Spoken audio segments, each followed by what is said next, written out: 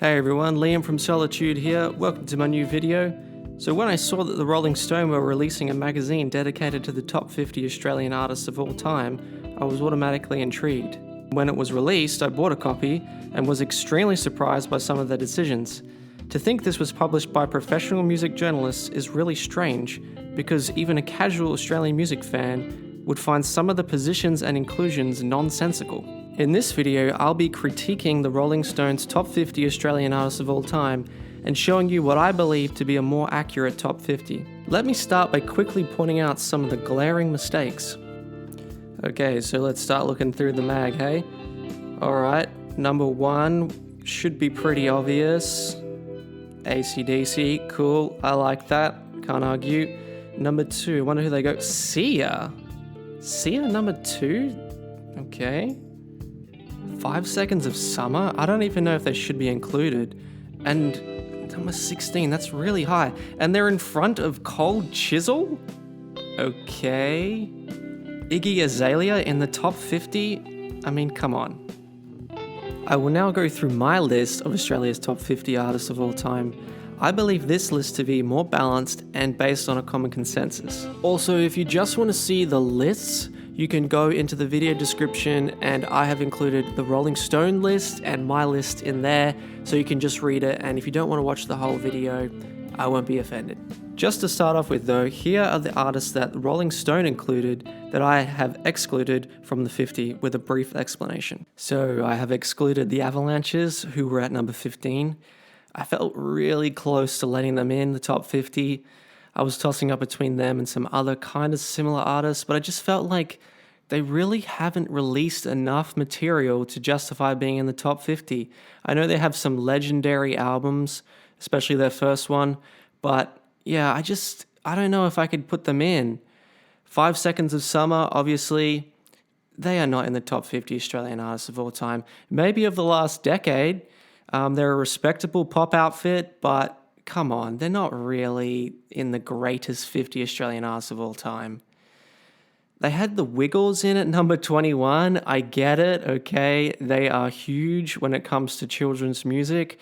Arguably the biggest children's musicians in the world, but I just can't justify putting them in. Are they really that respectable compared to other Australian artists? I don't know. Troye Sivan. Now, this was an interesting one. I do really like Troye Sivan, and I obviously feel a great connection to him because I am also from WA as he is. But I just feel like we haven't really had enough time to see if he justifies his position in the top 50 yet. So another hard one to take out, but I have excluded Troye Sivan. Helen Reddy. Now, I get it, okay? She is an important feminist figure, but to me, I feel like she's kind of just a one-hit wonder, and I can't justify putting her in the top 50 here, so I'm sorry, Helen Reddy. The Beasts of Bourbon, they had at 42.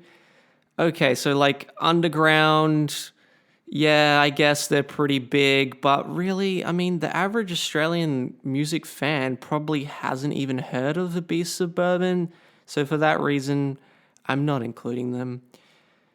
Number 47, they had King Gizzard and the Lizard Wizard. So I love this band, and I know a lot of other Australian music fans in the alternative scene do as well.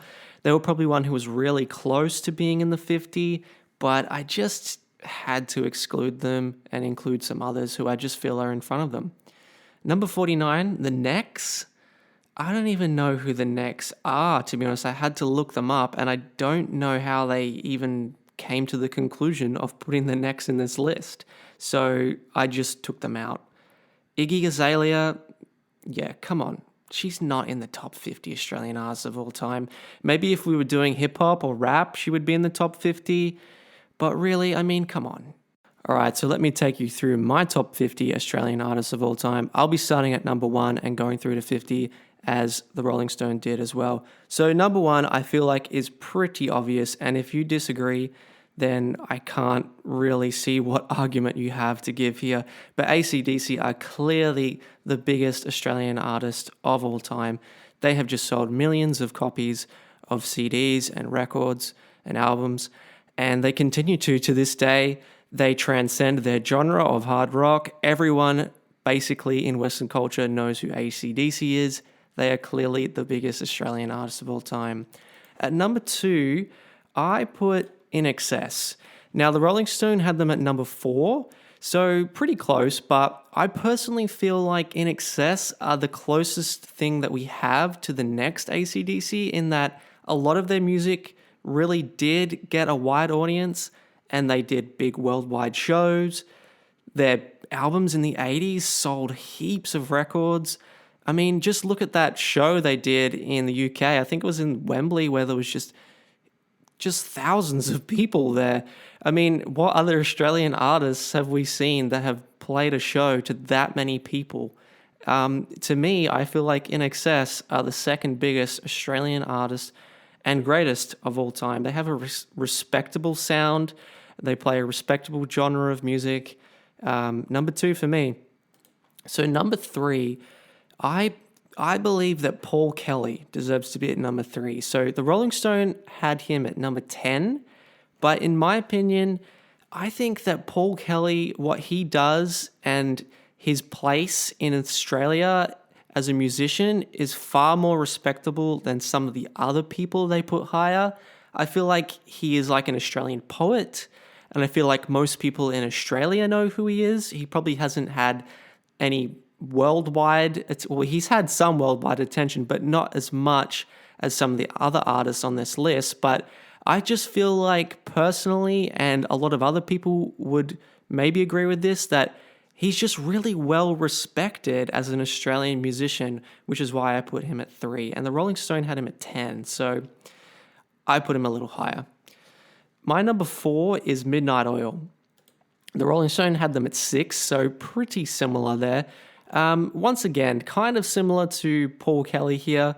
They just have a lot of respect in Australia as Australian musicians. They obviously did break the mainstream a little bit on the worldwide music scene back when they released Beds Are Burning, which often does get recognized as a worldwide hit. Apart from that, nothing else really did get a lot of attention around the world, but just so much respect for their music in Australian culture, the music about Australian politics and Aboriginal rights. That's why I have them at number 4. Number 5 for me is the Easy Beats. So the Rolling Stone had them at 11, but I just personally feel like you have to put them high. They were just like the first Australian export in the music industry, basically, for us. They were like the Australian Beatles. They were trailblazers. They were good. They had iconic songs. Friday on My Mind. Who doesn't know that song in Australia that's, older than, say, like 15? I'm pretty sure most of us do. So, in my opinion, they deserve to be in the top 5. The Rolling Stone had them at 11, so still pretty high, but in my opinion, they should be really high. Number 6, I have Cold Chisel.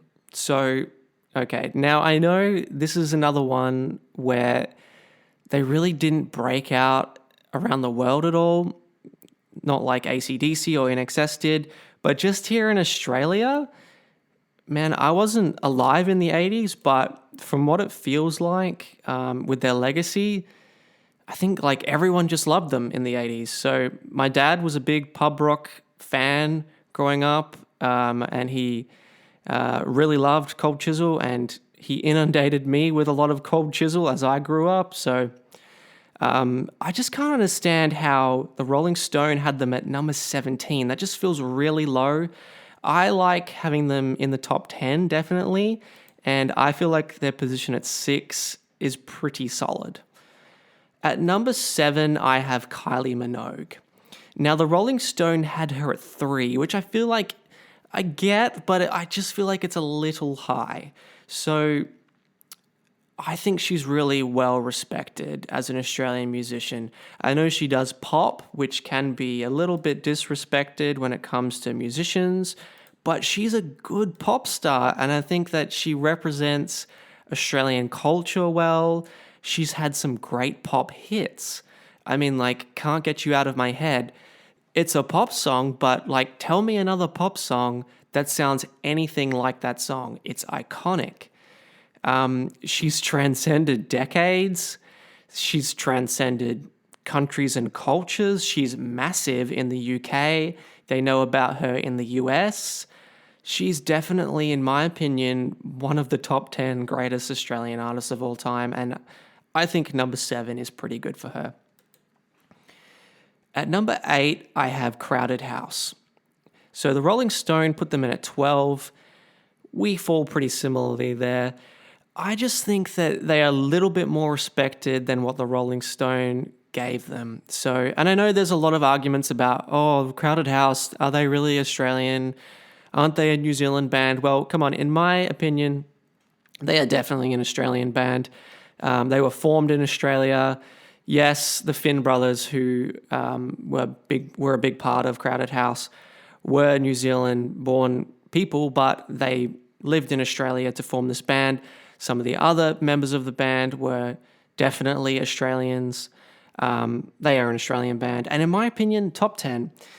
They play music which is timeless.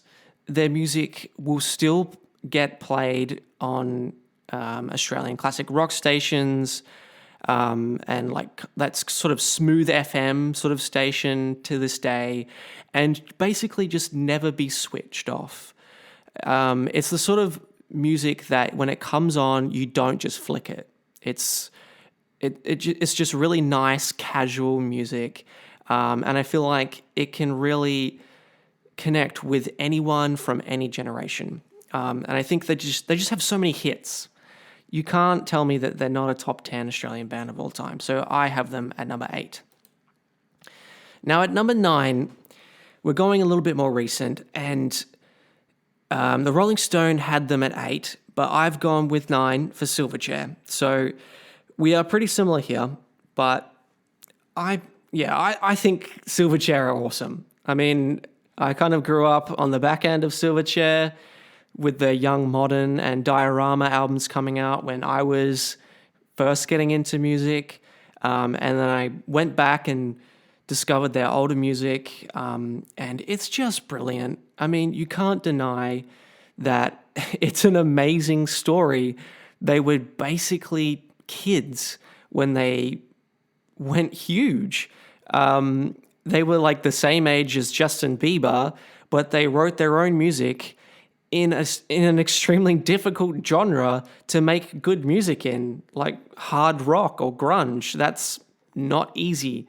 They went big in the US, they were big in Australia, and they just matured like a fine wine, in my opinion. Now, I know a lot of Silverchair fans don't like their older music, but in my opinion, I think that it should have as much respect as their older stuff, especially right in the middle with Neon Ballroom. In my opinion, that's one of the greatest Australian albums of all time.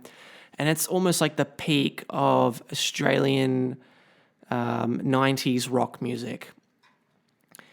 So at number 10, I have Powderfinger. And I think that Powderfinger and Silverchair are really similar, and they should be really close to each other in this count. And I can't understand why the Rolling Stone had them at number 26. It just feels so low for Powderfinger. I know they are a more recent band, but they've been around since the 90s. I mean, like, that's around 25 to 30 years of existence. That's enough time to justify them being legendary. I mean, so many of their songs are just ingrained in Australian culture now. My Happiness, These Days. We can't deny that they're a massive Australian band. I guess they didn't get as much worldwide attention as their contemporary in Silverchair, who they were releasing music around the same time as, but they just are so respected in Australia. In my opinion, they round out the top 10. So at number 11, I've gone with Skyhooks. Now, Rolling Stone had them at 23, so a little lower than what I feel, but it's kind of like the easy beats here in that I feel like they're kind of, they were like trailblazers again. They just deserve more respect. They were huge in the 70s for Australian music, and they were almost like the people that gave the Australian rock music in the 70s just a little bit of attention, along with AC/DC as well. But I just feel like when we look back on them, they are a band that still sticks out in our mind with their, Living in the 70s album, Horror Movie, Ego, these songs. They still get played on Australian radio basically every day. Yeah, they deserve a lot of respect. Number 11, in my opinion.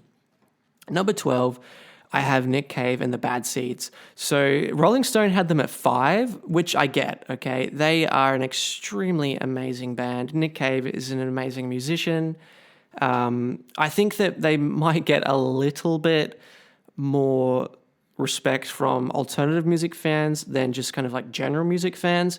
And for that reason, I guess I've put them a little bit lower at 12. But obviously, I think 12 is a very respectable position, and I'm happy with that spot.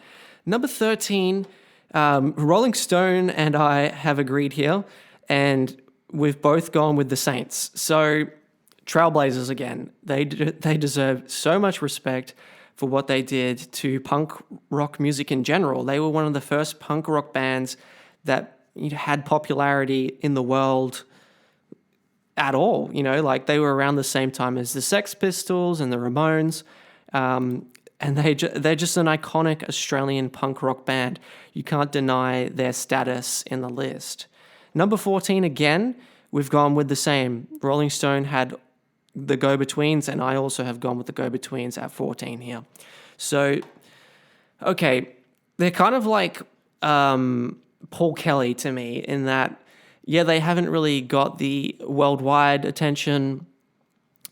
They haven't really got like a lot of commercial attention in Australia, but just the respect that they get for their Australian poetry in their music has them high on the list for me.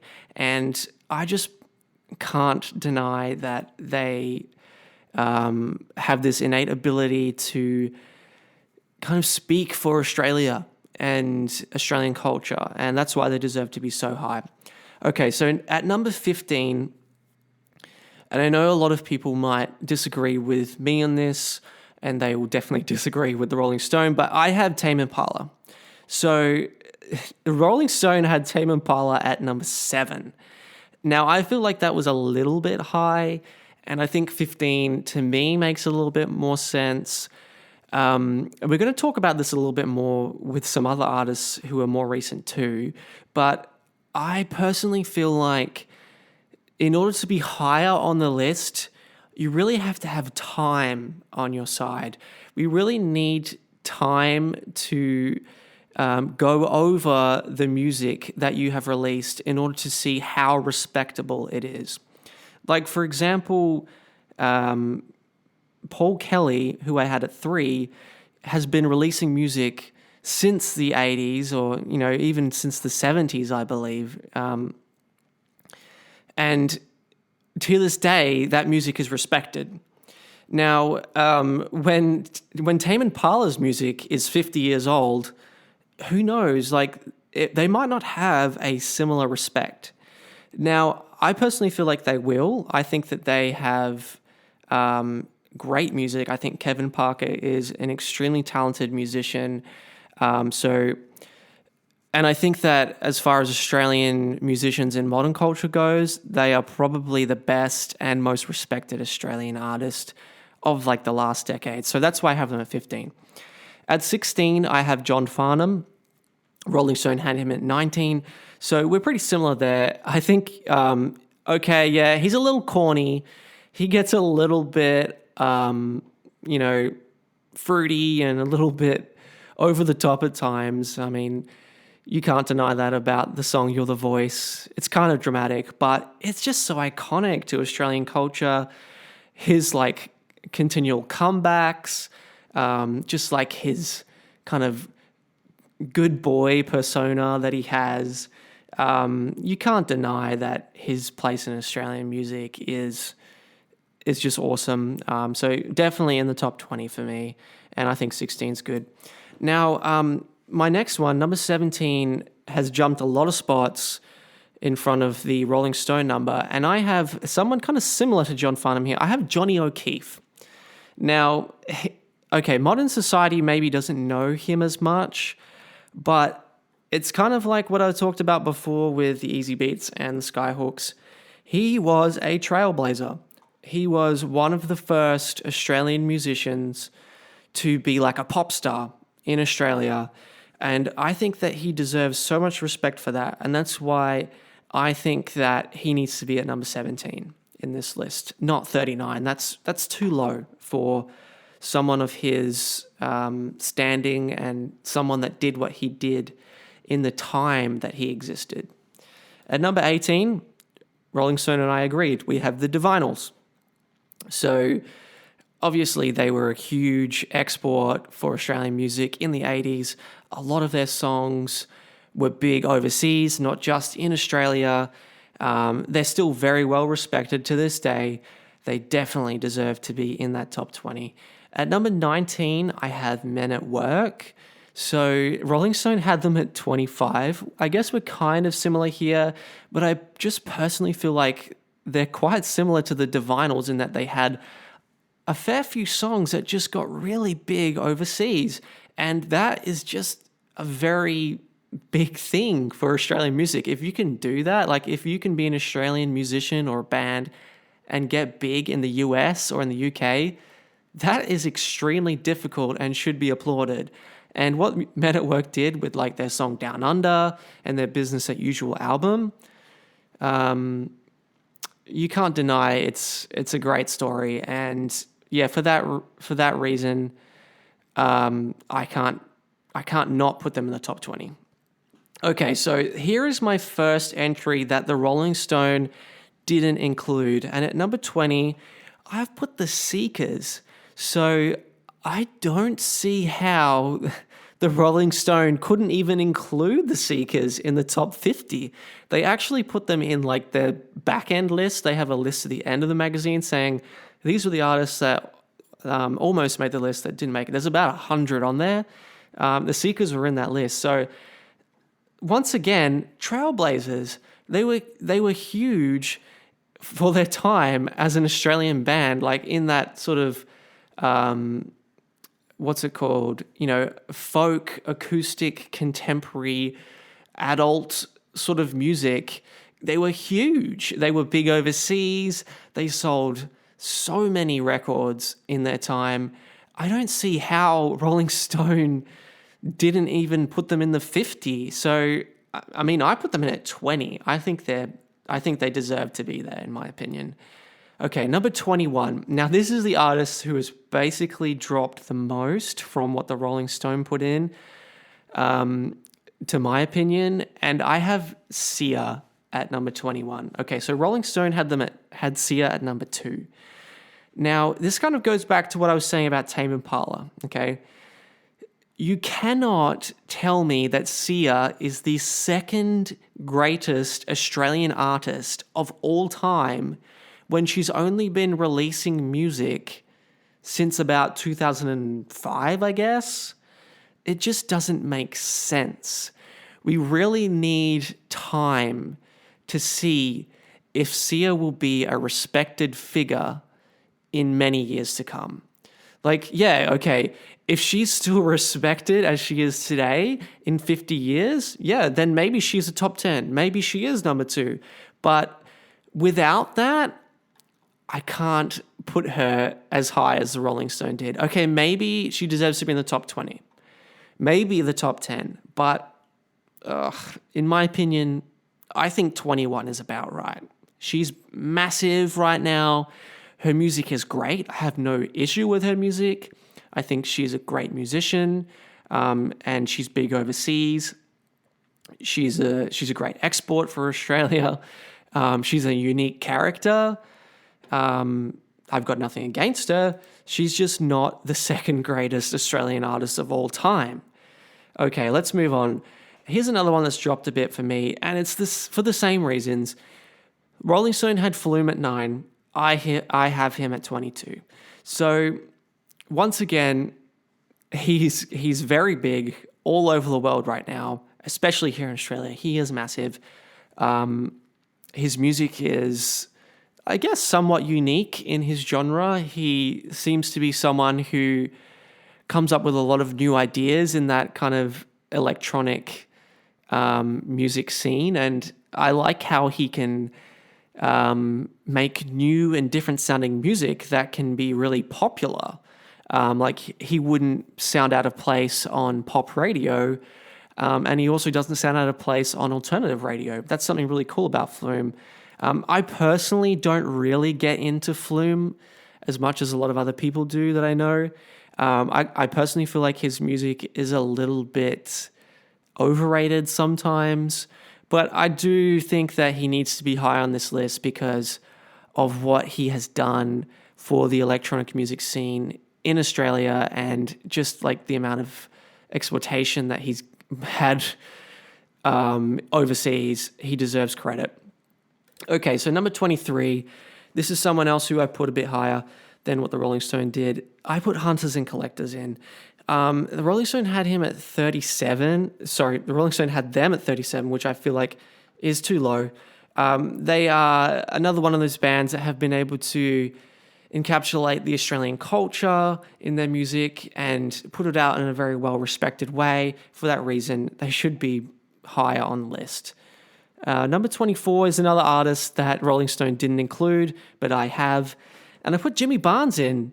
Jimmy Barnes. I mean, why didn't you put Jimmy Barnes in, Rolling Stone? I guess, they put in Cold Chisel, but Jimmy Barnes' solo career was just as big as Cold Chisel, arguably.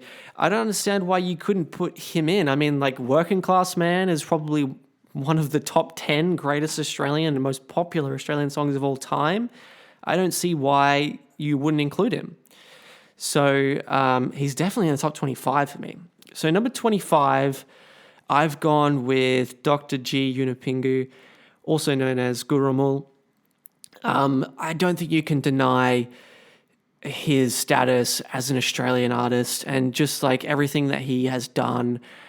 Once again, as a trailblazer for Indigenous Australian culture and Indigenous Australian music.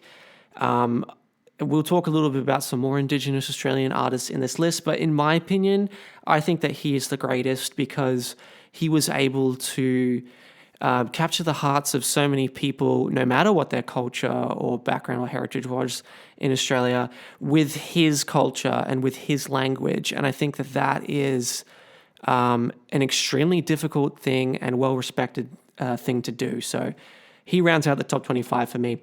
26, I have Olivia Newton-John. Once again, another well-respected pop star in Australian music. She had a lot of stuff overseas that went big. Obviously, Greeks was huge.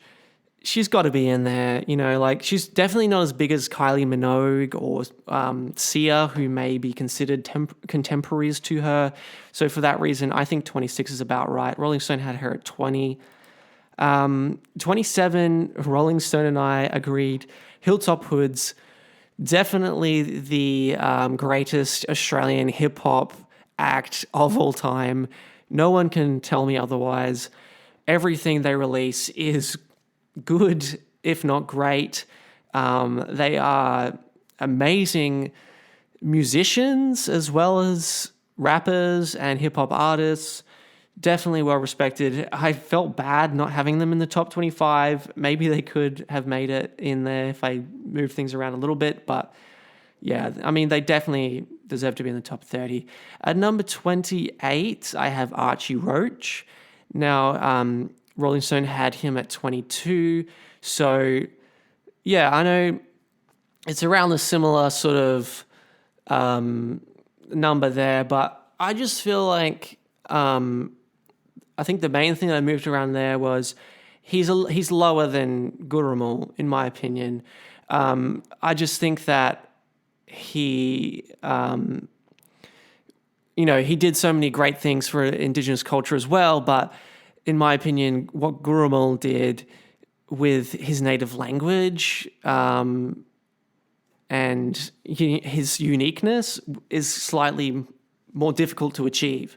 But yeah, Archie Roach still definitely ARIA Hall of Famer. He needs to be in there. Number 29, I have Slim Dusty. So Rolling Stone had him at 40, which I think is a little low. It comes back to that trailblazer thing again. I mean, he was one of the first Australiana musicians, I guess you could call him, just coming up with music about Australian culture, like that kind of digger culture and, the kind of Anzac culture.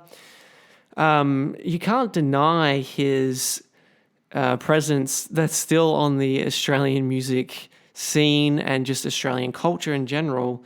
I think he deserves to be a little higher than 40, which is why I had him at 29. At number 30, I have included another artist that the Rolling Stone completely excluded, and I have Gautier. So I understand that people might be a little bit confused as to my inclusion of Gautier and my exclusion of the Avalanches, because I said that I think the Avalanches can't be included because they haven't released enough material. The same could be said for Gautier. He's only released a couple of albums himself, but I just don't think you can deny someone in this list who had the success that he did with the song Somebody That I Used to Know. It was such a massive song, and a unique song. And it wasn't even like a song that tried to be massive. It was just a great song that everyone loved. And all of his other music as well, if you haven't listened to it, I would strongly recommend you do, because it is amazing musical material. He is just an amazing artist. And for that reason, and the success of Somebody That I Used to Know, he's got to be in this list. I don't see how they didn't include him. So I have him at 30. At 31, I've gone with Keith Urban. Rolling Stone had him at 29, but yeah, he's Keith Urban. Australian country music. When you think of country music in Australia, you're going to think of Keith Urban, and I think he's definitely the biggest Australian country music, especially overseas. You can't deny that. So yeah, I think that's about right for him. 32, I've gone with Hoodoo Gurus. Now, they had them at 36 in the magazine. I think that's about right. 32, 36. A lot of respect in the Australian music scene. They still get played a lot on Australian music radio, and classic rock radio here in Australia. Just great music. And yeah, just you can't deny that they're a great band. 33, I've gone with Tina Arena. They had her at 30. Another great pop musician in Australia. She had a little bit of success overseas, I think, but mostly just in Australia. But, just her status, she's kind of comparable to the other pop icons that I've mentioned before, like your Kylie Minogues, your Olivia Newton-Johns, but she's definitely not as big as them, I wouldn't say. So I think that's about right, 33 for me. 34, I've gone with Billy Thorpe. Now, Rolling Stone had him at 31, so once again, pretty similar. Another guy who was, ahead of his time. He was from that era of the golden age of contemporary music, of rock and roll, of coming up with new ideas to do in contemporary music. Obviously his stuff with the Aztecs as well was very well respected. I think you've got to put him in there. Number 35, I've got Yothu Yindi. Rolling Stone had them at 38. Once again, Indigenous culture, such a big part of representation towards them there. In my opinion, they're probably the third greatest out of Gurrumul, Archie Roach, and then Yothu Yindi. So that's why I have them there. Number 36, I've gone with Little River Band. So Rolling Stone had them at 46. They're kind of similar to the Seekers in that, they were so big in that genre. And I just think that, they probably weren't as big as the Seekers, especially overseas. So that's why they're a little lower. But I guess I put them a bit higher on here. I feel like they need a little bit more respect. They've got music that has been around for a longer time and still gets, a bit of attention to this day. So, yeah, I think 36 is good for me. 37 is a similar sort of band to them, I guess, but maybe from a little bit more of a later time, is the Triffids. Now, the Rolling Stone mag had them at 43, so we're kind of similar there. They're kind of like the Cure, or that sort of genre, but with like Australiana. So it's really interesting that they were able to mesh like that kind of gothic rock with almost like the Paul Kelly Australiana together. And for that reason, I think that they just deserve a lot of respect. I think that their Born Sandy devotional album and their song Wide Open Road are iconic to Australian music. They definitely need to be in there. Number 38, I've gone with Radio Birdman. Obviously, they didn't release a huge amount of music, but I think that time is on their side here and shows that they just deserve a lot of respect because once again, they were trailblazers in that kind of new wave sort of punk genre. And when we look back, we just think that, oh, wow, that was a really interesting sound. And what they did there was really cool for the time. So I think they've got to be in. Rolling Stone had them at 44. At 39, I've gone with the Angels.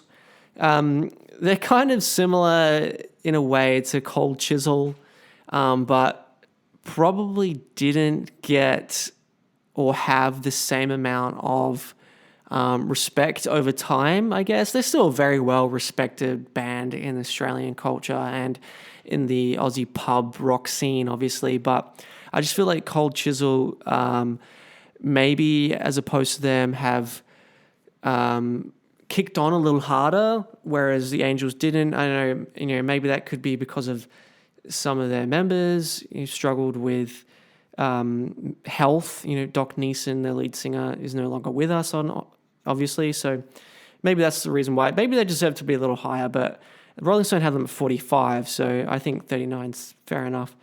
40, I've gone with Air Supply. Another one that was big overseas, so for that reason, you've just got to consider them, and I've got them in here. Rolling Stone had them at 48, so, maybe they could have been slightly higher. I don't know, 40, I think that's about right. I think their music's a little corny, in my opinion, but, I think it deserves respect for how much success that it got.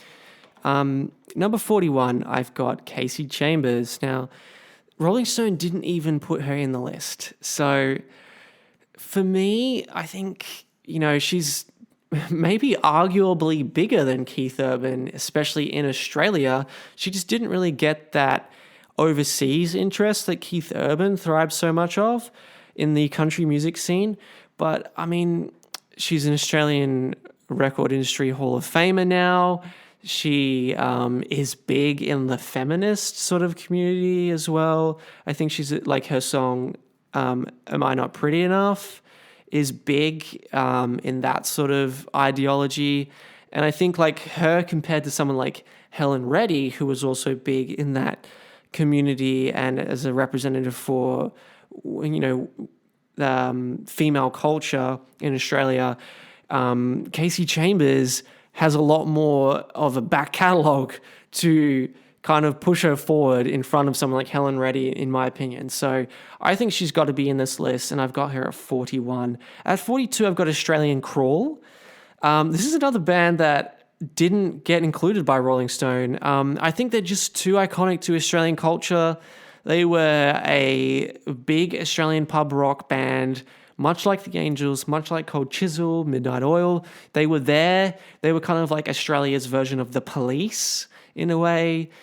I just think you've got to have them in here. I mean, they've got time on their side as well. They still get played a lot on radio. Why are they not in the top 50 Rolling Stone? 42 in my opinion. 43, I've got Daryl Braithwaite. Now, another one here, he's kind of similar to John Farnham. maybe not quite as big. He's a little corny, he's a little over the top, but the love that his song The Horses gets, you can't deny that it's just huge in Australian culture and in Australian music. He's got to be in the top 50. I don't understand why Rolling Stone didn't include him, and I have him at 43. So 44, now we were getting into some, more debatable ones, but I've gone with Icehouse. Another band, from that kind of a little bit earlier than the pub rock scene. They were around, obviously, formerly known as The Flowers. But I just feel like some of their songs in particular have been able to capture Australian culture really well. Like, for example, Great Southern Land, that often comes up in Greatest Australian Songs of All Time. And for that reason, I just feel like you have to include them. I don't see why they weren't in the top 50. I mean, I get, maybe they weren't as big as some of the other like pub rock bands, or they're not really as big as the other like 70s and early 80s bands that have already been mentioned in this list. But I think they should be in there. 45, I've gone with Savage Garden. Okay, there's a bit of a drop here. Rolling Stone had them at 28. Now, I think 45 is about right for them. So they were big overseas. They were big in Australia. They were pop, they kind of like some of the other artists mentioned here before. They were pop, but they were respectable, their music was kind of edgy for its time. It was kind of different. But in my opinion, it's kind of aged with a bit of corn. It's not really as respected as some of the other pop artists here, but it is big. It's stuff, it's music that still gets played to this day. It must be at least 20 years old now. A lot of their music came out in the late 90s, early 2000s. So time's on its side. Yeah, they got to be in there in my opinion, but probably not 28. Okay, so number 46, I've gone with Courtney Barnett. This is another one who's dropped down a lot from her Rolling Stone entry, in my opinion. I just personally feel like, to me, it's another one where the time is not on her side yet. Okay, so she's got a lot of respect in the alternative music scene around the world, not just here in Australia, which obviously means that she should be considered for this list. She got a lot of respect for her debut album. But, she's only quite new, and she's kind of divisive. I know a lot of people love her, but a lot of people really dislike Courtney Barnett. She's just kind of like that, like her sound is very unique. Her voice is very unique. She doesn't really sing. She kind of just like talks. And I guess that really irks a lot of people. But I don't really have a problem with her. I quite like her music. And as far as like modern Australian artists go, yeah, she's one of the biggest ones. I think her along with Tame Impala and Sia are probably three of the bigger ones.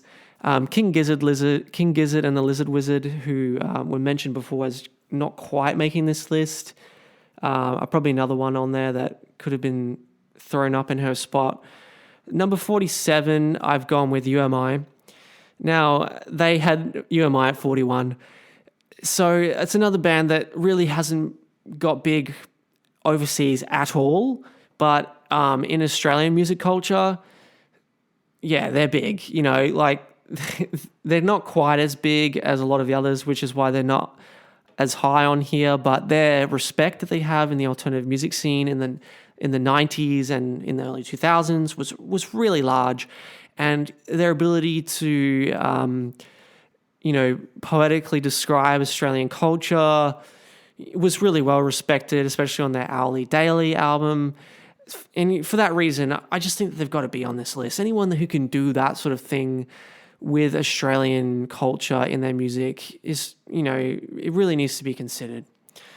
48, I've gone with Missy Higgins. So Rolling Stone didn't include her, and it was one of the ones where I was like, maybe not, but I personally like Missy Higgins' music. It's kind of hard for me to admit that. I think when I was growing up, I kind of felt like I was too cool for her music because it was kind of girly, and I was, I was a boy trying to be into like rock music and stuff like that.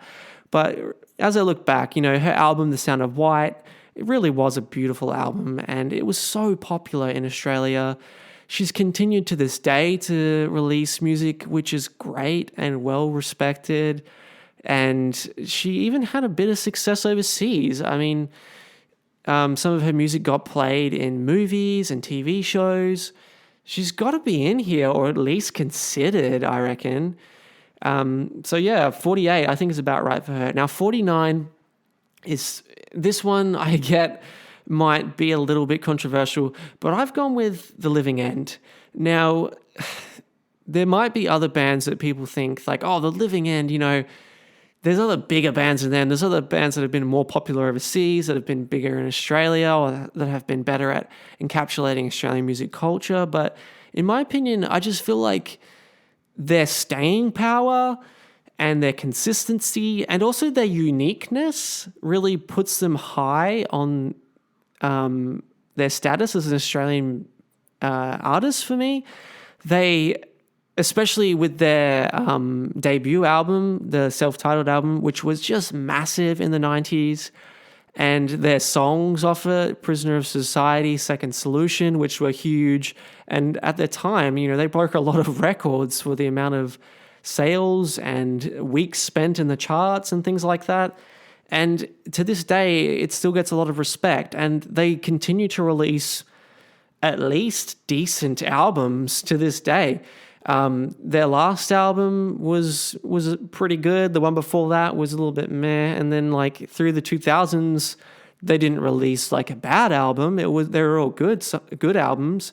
So yeah, I just think like if I'm going to make 50, they're close to around 50, which is why I've got them at 49. And now at number 50, I've gone with I think the last genre that I haven't included at all on this list, and I've gone with Parkway Drive. I feel like I had to include a metal act on here.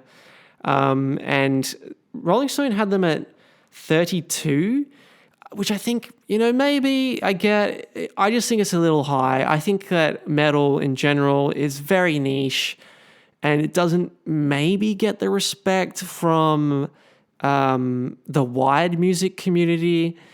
But, what they've done as a metal band or metalcore band in Australia and overseas just means that they have to be on the list. And I had to just sneak them in at 50, I think. They were just huge in the late 2000s and early 2000s, especially overseas. And they were almost like trailblazers for their genre too.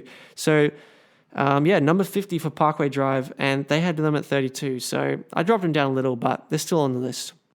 Now, here are some artists that just missed out in my top 50 and also didn't make the Rolling Stone top 50 at all. So we have The Church. Yeah, just missed out. I guess there's some comparable bands in there. I also didn't include the Bee Gees. Now, I know like what a lot of you might be saying, the Bee Gees, well, you got to have the Bee Gees in. They were huge. But in my opinion, I don't know if I count them as an Australian band. I know they grew up here, but they didn't really start releasing music until they went overseas, obviously. I don't know. Maybe if I counted them as an Australian band, they would be in, but I haven't included them. I haven't included The Birthday Party. I know a lot of people really do respect them as an Australian band, but I just feel like, to me, they haven't really stuck around. Their presence hasn't kept as much as like other alternative rock artists from that era. So maybe for that reason, I just couldn't quite squeeze them in. The Cruel Sea, I didn't include.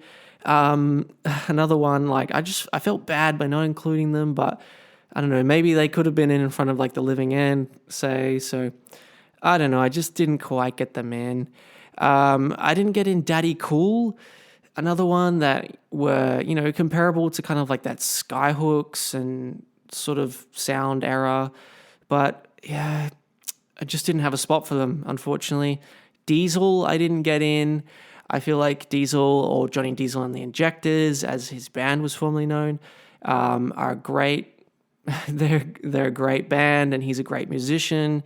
But I just couldn't get I couldn't find a spot for him. That was it. I didn't get the drones in. I really like the drones. I've got a lot of respect for the drones. I know they have a lot of respect in the alternative music scene worldwide, but I just feel like a lot of average Australians don't even know the drones. I didn't get Empire of the Sun in. Oh man, I felt like maybe I could have. They were big overseas. They were big here in Australia. But it's another one where they haven't had time on their side. They haven't released a lot of material. Similarly, I didn't put the presets in for basically the same reasons. They're kind of a similar genre. And the last one that I really considered but didn't get in was Regurgitator. Now, they're a band, in my opinion, a great band, but really they are a great band on the strength of one extremely great album, their album Unit. They've got other good albums as well, obviously. I think their first 3 albums are all good, but their staying power hasn't been as strong as other bands from that 90s, 2000 era. So for that reason, I just couldn't squeeze them in. All right, so thanks for listening to this list. If you have any disagreements or opinions that you want to share, put them in the comments and we can chat about that. If you got through this whole video, thanks for listening. I know it's a bit longer, but it's more of like a podcast sort of vibe that I was trying to get with this list. I know some of my other videos were a lot shorter and more concise, but this was just something I'm trying out, and I will also have the full list down the bottom if you just want to look at it and you don't want to watch the whole video, obviously. So you can just check that out there. So thanks for watching, and be sure to subscribe to my channel and check out some of my other videos as well about Australian and West Australian music. See ya.